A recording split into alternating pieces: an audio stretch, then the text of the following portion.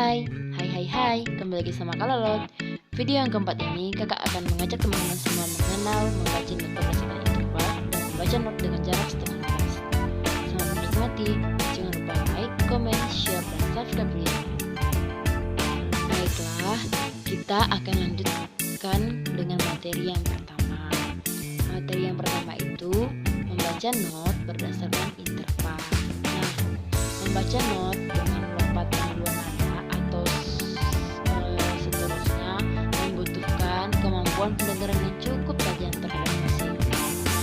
Hal ini biasanya perlu pembelajaran khusus dalam belajar melatih pendengaran kita untuk membedakan kata-kata. Kemudian untuk yang lebih sederhana, kita dapat melakukan memulai dengan dua nada saja sebagai nada pangkal atau nada selang.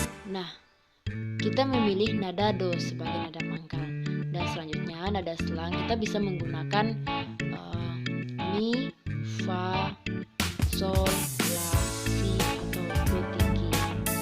Nah, contohnya bisa kita lihat dari do ke mi, do, mi, do, fa, do, sol, do, la, do, si, do, itu adalah satu contoh nada membaca not berdasarkan interval yang melompati dua nada atau sebagainya.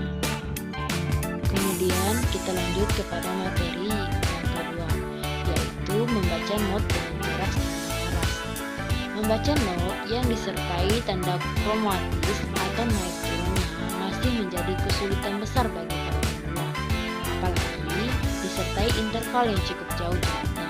Pertama-tama, kita harus mengenal terlebih dahulu nama-nama pot yang dicoret naik dan turun tanpa memikirkan bunyinya.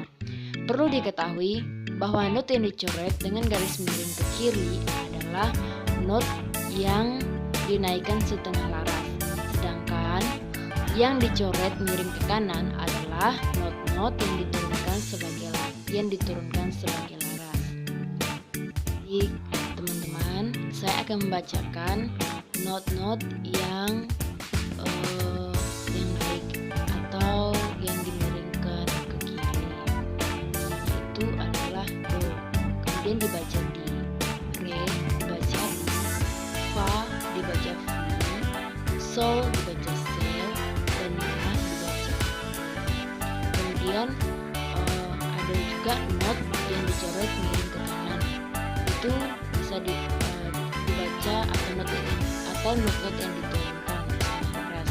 Misalnya si dibaca sa, la dibaca lo, sol dibaca sal, mi dibaca ma, dan re dibaca ra.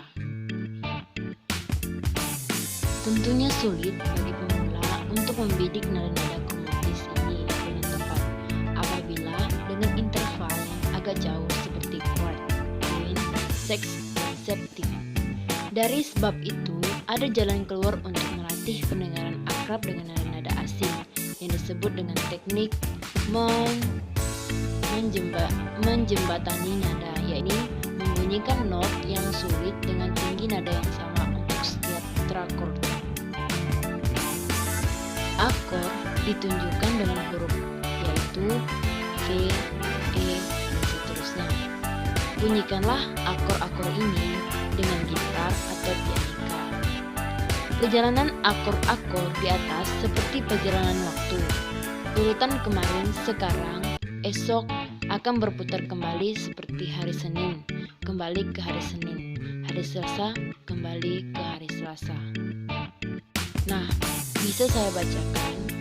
Misalnya itu vis B E, ke bawahnya B E A D, A D G, D G C, G C F, C F bass, F bass E S, bass E S A, E S A S des, A S D S ges, dan sama dengan ges.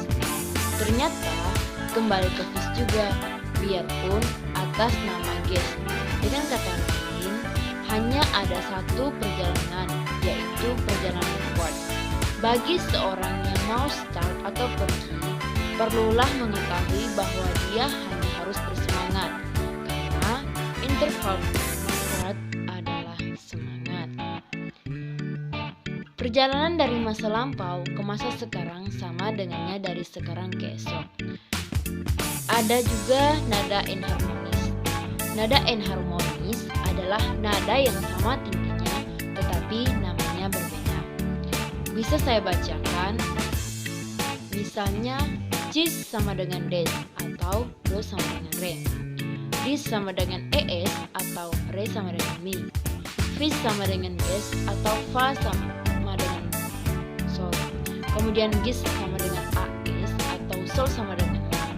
Kemudian ada ais sama dengan des atau la sama dengan si. Yang saya bacakan tadi itu adalah contoh dari akor mayor berbunyi sama. Baik, sekian video kali ini. Sampai jumpa di video selanjutnya.